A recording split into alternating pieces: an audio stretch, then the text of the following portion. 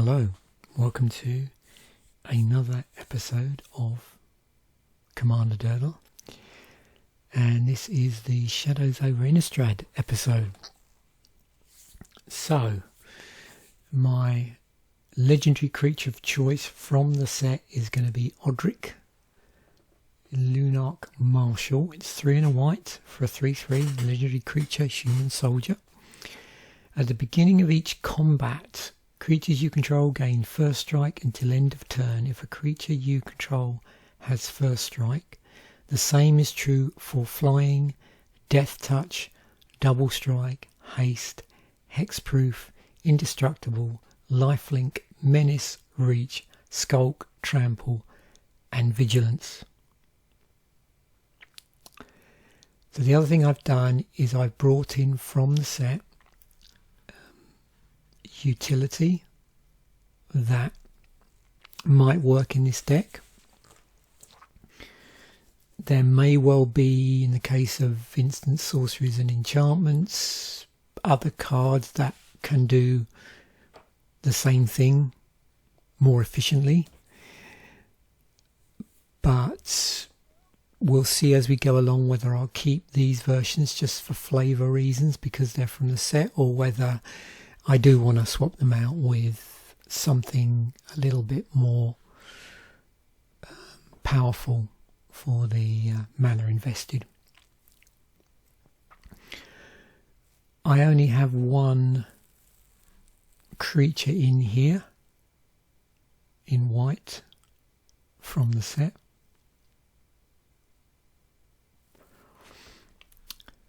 So what we'll see is obviously this is going to be a creature heavy deck. We want the algorithm to be suggesting to us creatures that have the appropriate keywords on them that Odric can leverage. So I've decided to leave it fairly open and didn't specifically bringing anything in mono white from the set apart from Topplegeist. And the reason why I thought this is interesting, it has flying obviously, which does interact here. It's a single white for a 1/1 with flying. When it enters the battlefield, tap target creature an opponent controls. So you can tap down a creature, and it has delirium on it. So at the beginning of each opponent's upkeep, if there are 4 or more cards types among cards in your graveyard, tap target creature that player controls. So I just wanted to see, I was just curious about its utility. But again, it might well come out. We've got Puncturing Light. Destroy target attacking or blocking creature with power 3 or less. Eerie Interlude. Exile any number of target creatures you control. Return those cards. I keep saying creatures. Return those cards to the battlefield under its own control at the beginning of the next end step. And Silver Strike, destroy target attacking creature, you gain 3 life.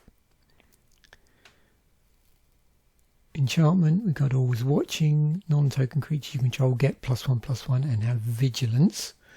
So if this gives all of our creatures vigilance, so it's doubling up the effect on here, but everything else gets +1/+1 as well.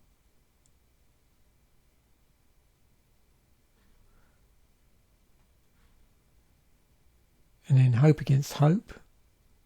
Enchanted creature gets +1/+1 for each creature you control.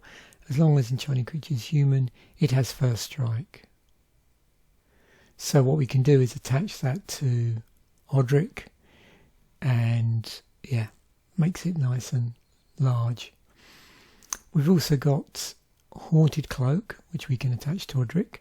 So it gives Odric vigilance, trample and haste, which then means at the beginning of each combat, everything else we're playing, all the creatures we're playing, get the same. And Skeleton Key has Skulk, so it can't be blocked by creatures with greater power. So it allows us to sort of go under big creatures. Not so good for Odric if we're going to end up pumping it.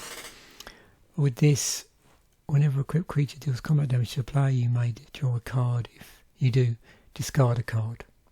Equip for 2. But of course, again, with Skulk on it, interacts with Odric. Sorcery-wise, we've got Angelic Purge. We have to sack a permanent as additional cost, and we can get to exile a target artifact, creature, or enchantment, and descend upon the Sinful. We exile all creatures, and we put a 4/4 white angel creature token flying onto the battlefield if there are four or more cards among cards in your graveyard. So yeah, it's like mass removal spell, like a wrath effect. But we do get an angel with flying.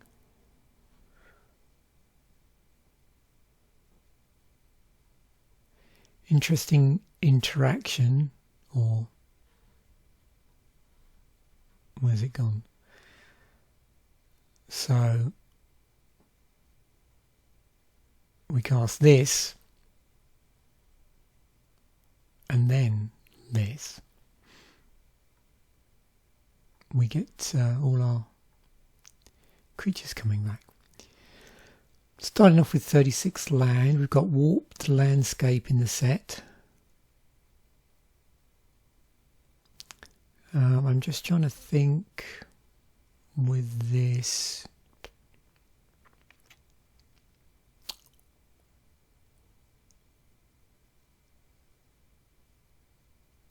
It's only basic land, so I can't really see the advantage of this being in a monocolour set. Actually, when I first put it in, I think I must have misread it, because I probably thought it said 2 basic lands. So let me take that out. Okay, let us see what we're going to end up with.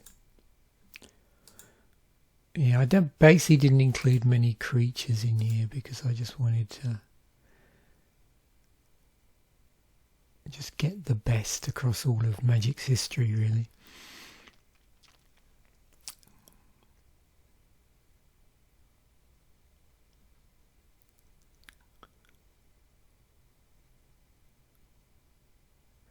I suspect what tends to happen with this particular deck from the one I built. I suspect it's going to... Oh dear. It's going to suggest a lot of lifelink creatures.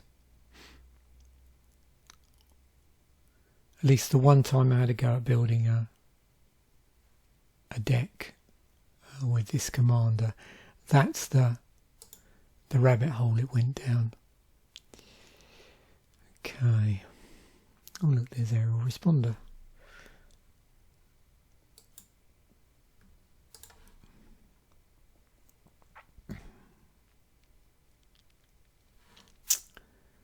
So what we can do, again because of the ability, is we probably want some equipment in here. That's going to help us. But also, this is nice. First strike, vigilance, trample and haste. Yep. Death Touch and lifelink. It was nice to put Basilisk Collar on that. Beginning of combat on your return, choose a kind of counter at random that Crystalline Giant doesn't have on it. From among flying, first strike, death touch, hexproof, lifelink, menace, reach, trample, vigilance. Put a counter of that kind. Okay. I like the sound of that. Heraldic Banner is good.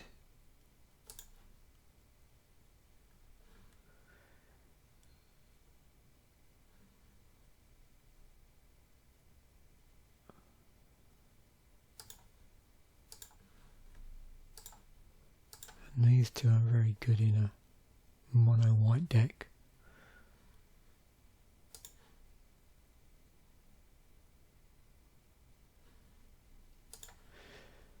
How are we doing?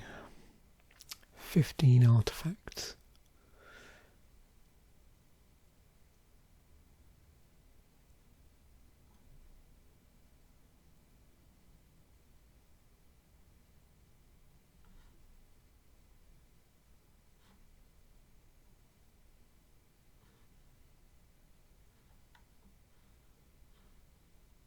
Yep, happy with that.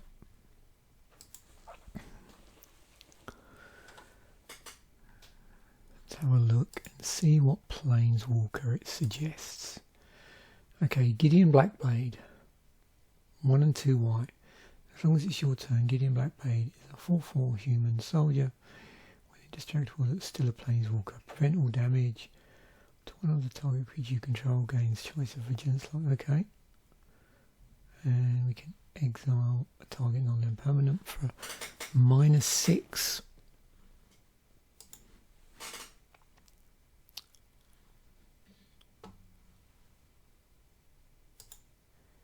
I seem to remember the time I built this before. It may have had something like Elspeth in here.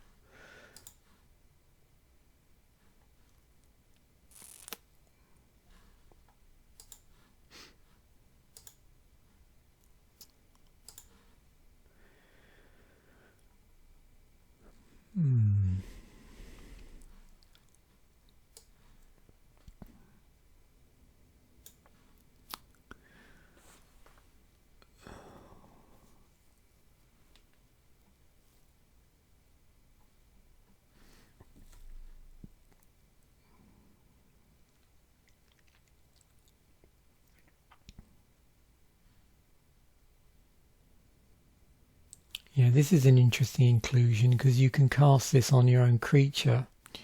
It gets indestructible and then everything gets indestructible in combat.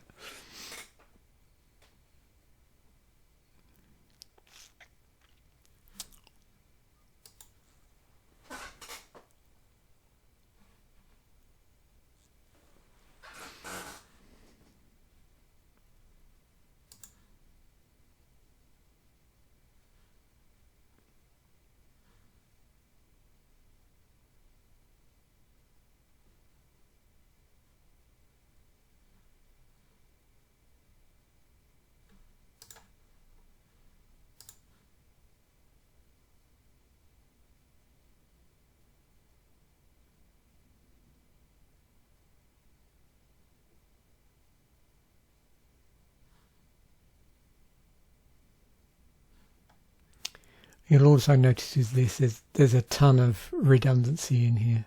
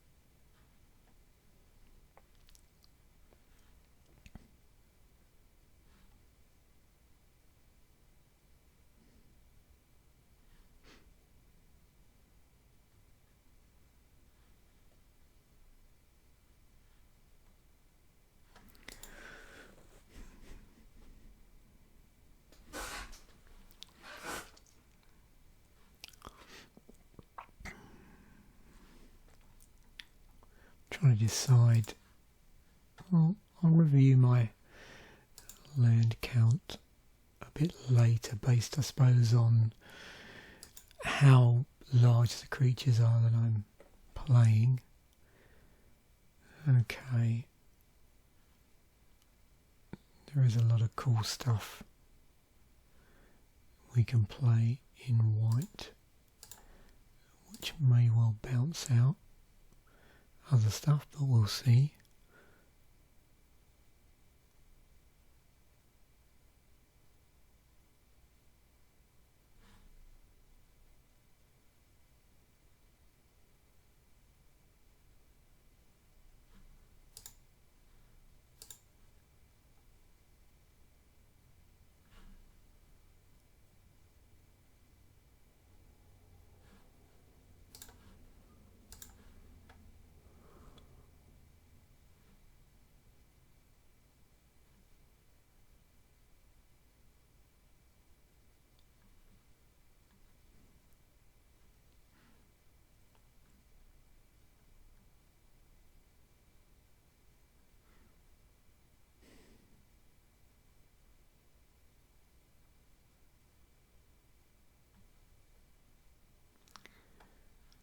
I might take that out.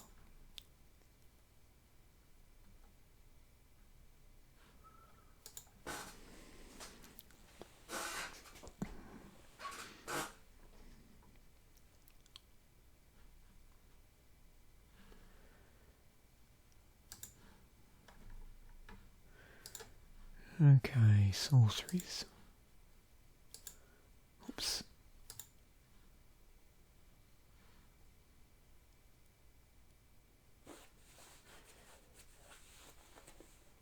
Mass calcify.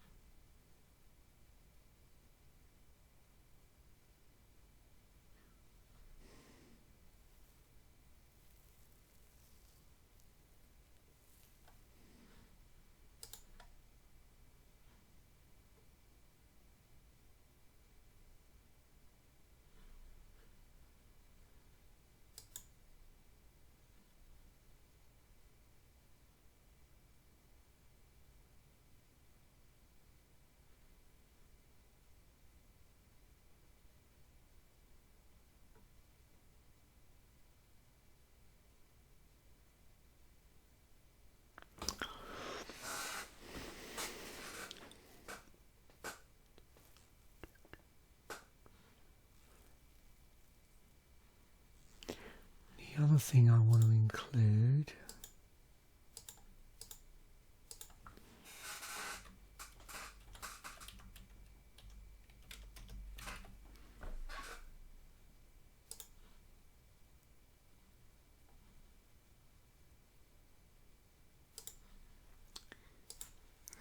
is that.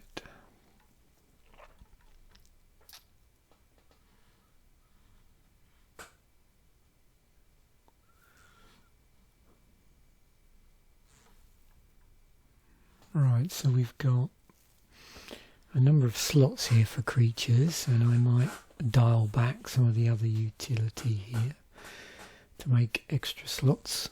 We'll just see where we go with that.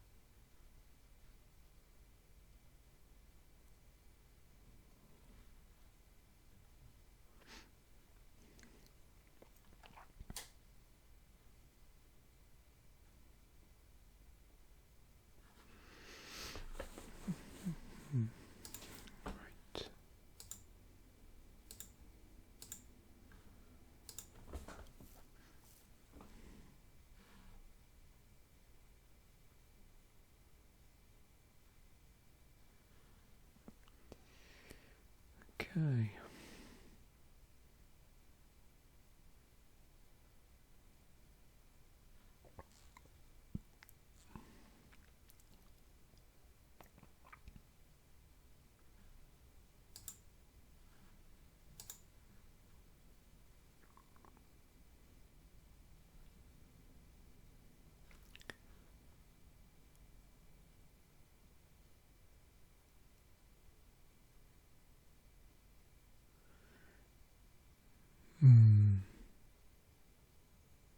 That's interesting.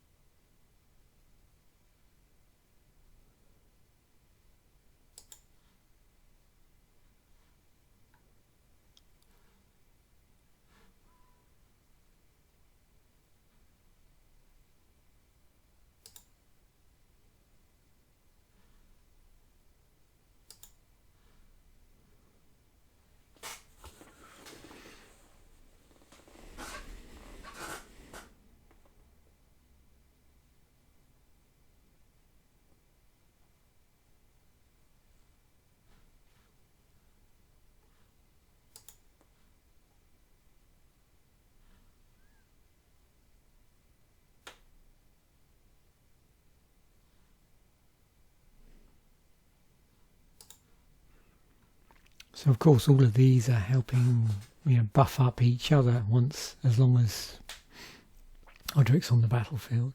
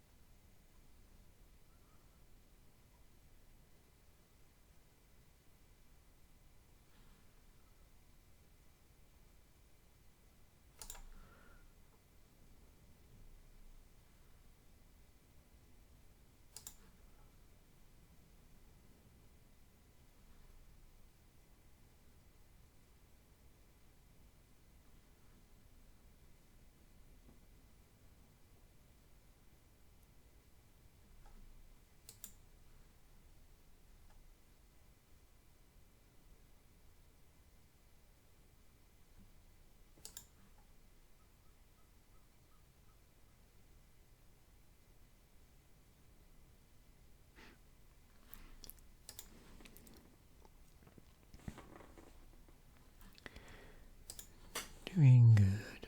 There's a bit of a Burnished Hart in there.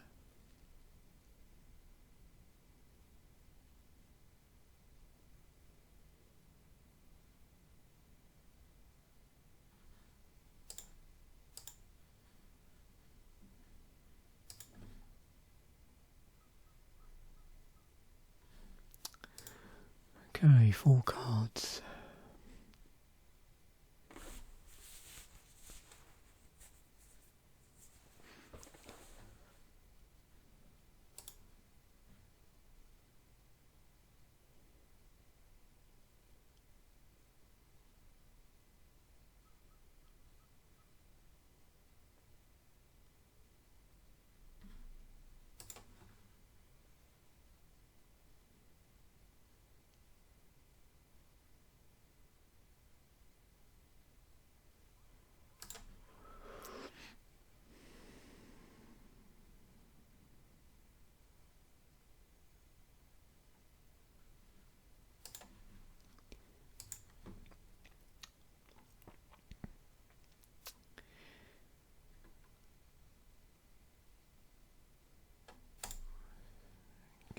Doppelgeist. One more card.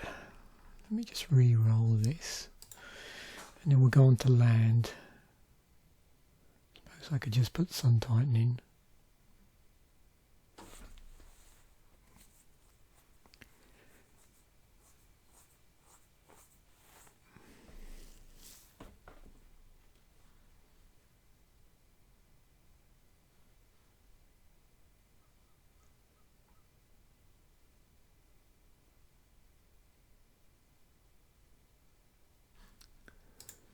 What is my... Just looking to see how many creatures fall into that category. There's quite a number there.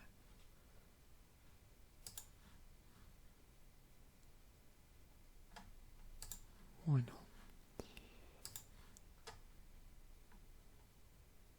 Okay. So now what I want to do is I'll look at utility. Look at utility land. I'm going to draw a couple of sample hands and see if I need to, or if I can get away with reducing the amount of land to bring in extra utility creatures, but I don't know whether I need to.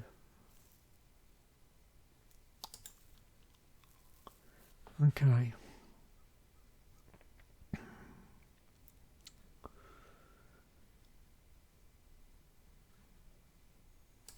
It's cool.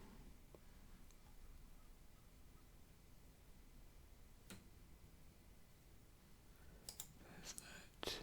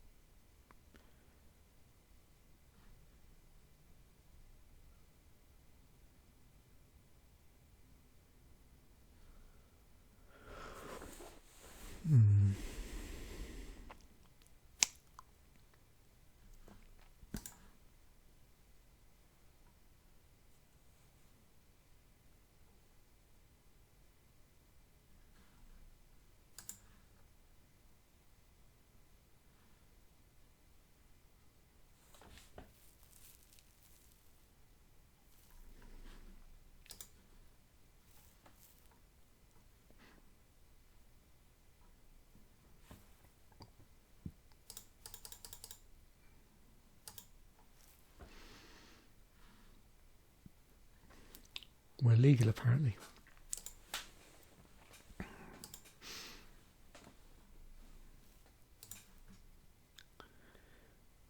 Alright.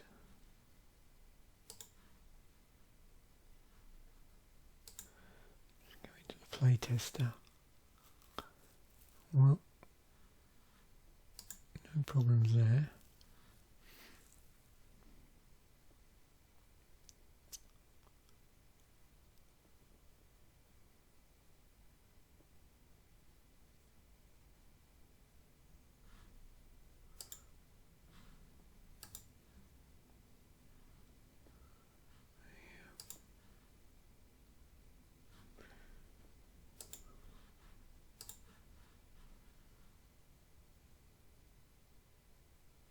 Okay.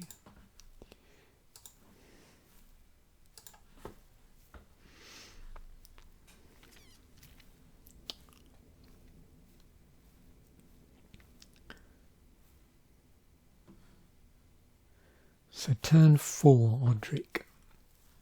That's when things start to get interesting. So, get the planes out. Draw another planes.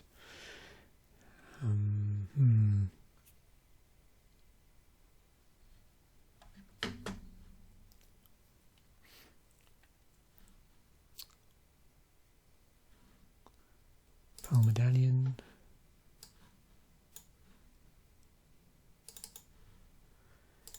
Oh yeah, this is looking very good.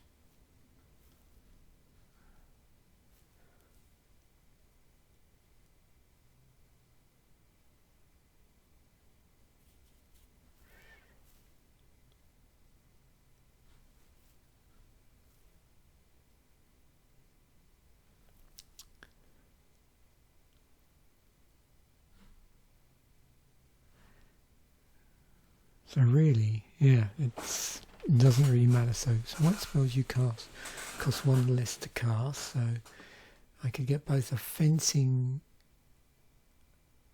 ace out and a marble diamond with my current mana base. So is everything in my hand now castable? And of course Odric is now castable.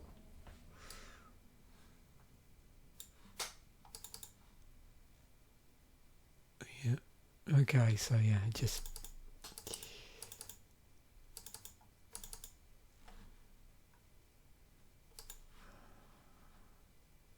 planes into Soul Ring.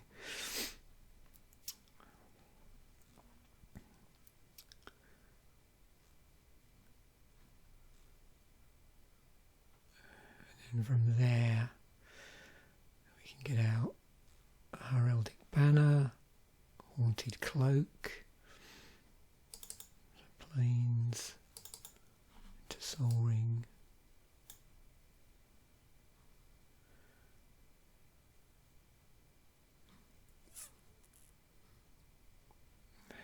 And then that would be next turn when the planes untaps.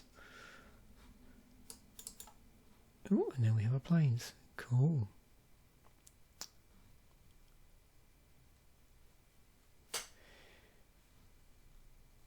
Probably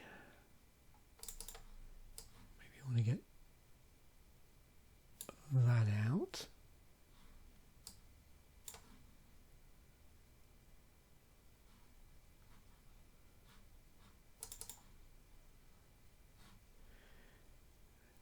Get out Odric.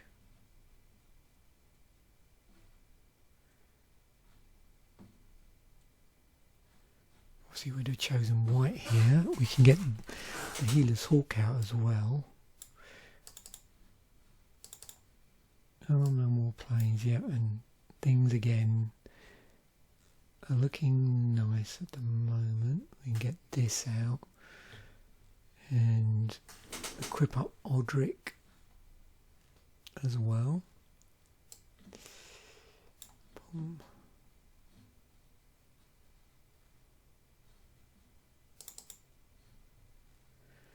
So 1, 2, 3, 4, 6, and of course we'll be swinging in with Odric as well. 7.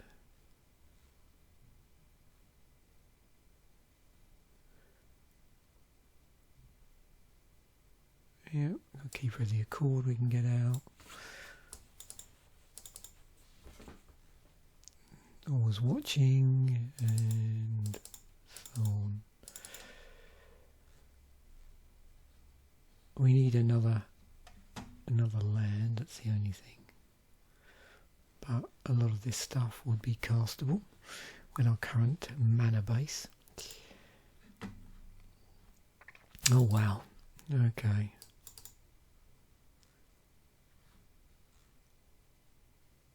Yep. Turn 1. Sarah Ascendant.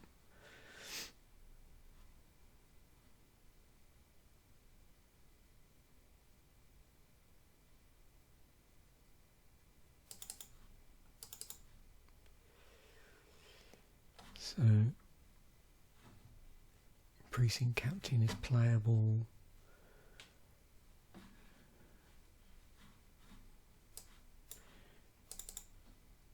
Either a Haunted Cloak or Bastion Protector. We've also got Swiftfoot Boots. Cool. Let's just see what our draws are like. So I can really choose to play Odric here.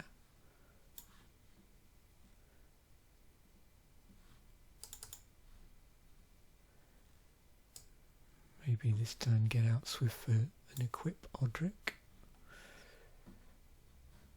Then another planes.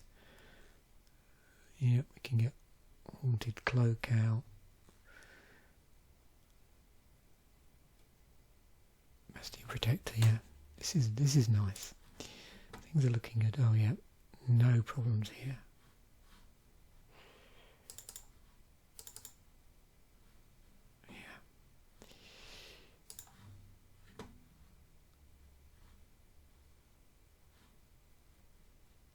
So yeah, I don't know if I want to cut back on the mana, but there's probably a little bit of potential for that. If I did choose to go down that route, how would that look?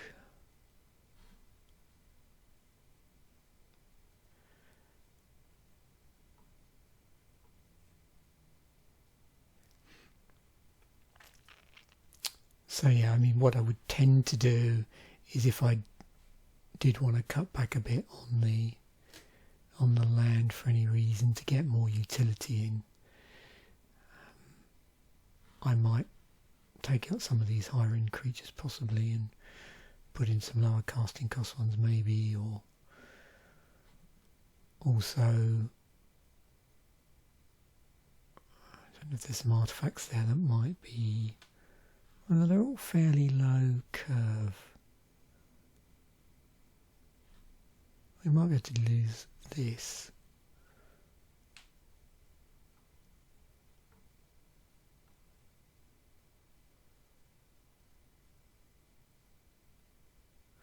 Yeah, so the nice thing with this deck is there's plenty of room for tweaking. You can have sort of lots of fun. Like I said before, I have noticed with this, I was able to, this is years ago when I first tried to build it, I built it on MTGO and was able to goldfish, and the lifelink just went off the charts. So there we have it. Hopefully you enjoyed that. Oh, and the other thing here is obviously you get the price down a bit by taking out some of the more expensive cards in here. There's quite a bit of room to manoeuvre there as well. If you look at the different piles here, you can probably see there's probably some creatures that could get swapped out here, bring the price down a bit, and there's probably a couple of more expensive cards in the land slots. If I take out the Nixos, would do that, and again here, where is it? Is it the Pearl Medallion that's kind of quite expensive? Yeah, we could take out the Pearl Medallion, bring the price of the artifacts down a little bit. So thanks once again for watching. Bye for now, and I will catch you in the next episode.